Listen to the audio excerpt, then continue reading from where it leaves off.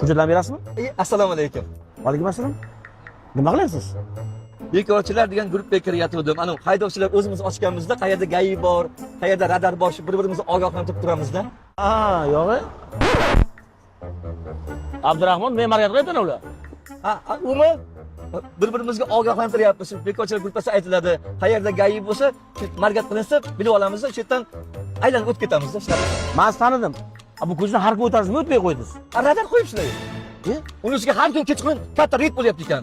Shunga sekin har ko'chadan aylanib yuribman deb, endi ham bola chaqa bor-ku. Ichyapmisiz? Ko'p emas. Bir bakal ozgina piv ichganman. O'sha guruhga kiringchi, gayga tushgandan keyin nima qilish kerak ekan? Ahmoqmanda. Bugun bu guruhga kirmabman-da. Ha, tushingda nima kutyapsiz? Unda bu guruhdan chiqib ketay. Nimaga? Kim gayga tushsa, guruhdan chiqib ketish kerak. Oramizda sotqilarga o'rin yo'q deyishgan.